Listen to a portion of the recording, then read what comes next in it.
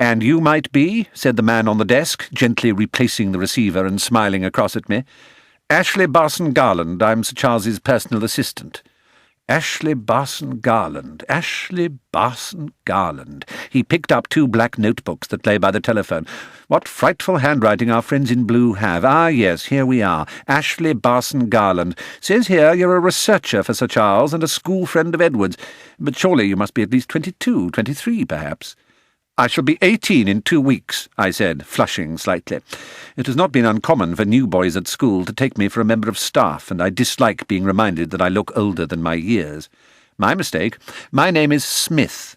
Smith, indeed. A deliberate insult.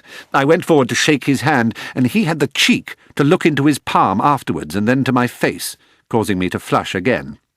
"Well, Mr. Barson Garland," he said, and I would have found open revulsion infinitely less offensive than the expressionless way he now took a handkerchief from his sleeve and wiped it against his hand. "I'm afraid that while you were at luncheon, some rather bad news came in." The tone of "while you were at luncheon" seemed to suggest that I'd been guilty of some terrible sybaritic dereliction of duty. In fact, Sir Charles had insisted that I get something to eat, and the policeman with him had agreed there was nothing further I could do. "Bad news?" I said, resisting the temptation to explain this and open myself to further humiliation. "It seems that a call was made to the offices of the Times newspaper an hour ago, claiming responsibility for kidnapping Edward Madstone. We are working on the assumption that the call was genuine."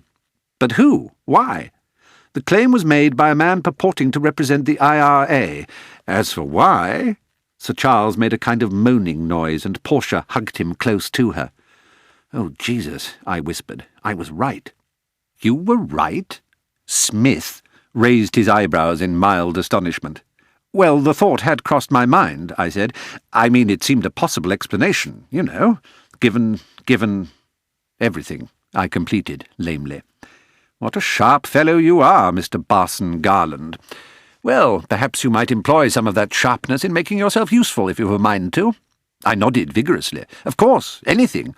The Times will give us a little time to check out the information before they act upon it, but act upon it they surely will. I think perhaps Sir Charles and the young lady here should leave before the media circus arrives and all hell breaks loose. Perhaps you can think of a suitable bolt-hole. Where do you live yourself?" "Treadway Gardens," I said. "It's just a flat." "And do you, share it with anyone?" He put the question innocently enough, but again I had the impression that he had detected something in me that amused him. "Tom Grove. He works in party headquarters. It's his house. I have the basement. Sir Charles's PPS made the arrangement," I said, annoyed at myself for feeling the need to elaborate. "I see," said Smith. "Well, let us repair thither and that right speedily. I can't drive a car, I'm afraid. My dear old periwinkle, leave all that to me." As I write this, Sir Charles is upstairs in Tom's bedroom, asleep. The man, Smith, arranged for a doctor to come and pump him full of tranquilizers. Poor Tom Grove has been warned away. Portia was driven off for further questioning half an hour ago, still hysterical with grief. Seems a little hard on her, but I dare say the authorities know what they're doing. Smith himself has disappeared to rattle a few trays somewhere, whatever that means, but said that he would pop his head round the door sometime tomorrow. Would I mind meanwhile commanding the support trench? He really is insufferably pleased with himself. The flat is now pleasantly calm, however, with no sign of the press anywhere. A part of me feels a little sorry for Ned, but another part tells me that wherever he is and whatever is happening to him, it will do him a great deal of good. Enough for the moment.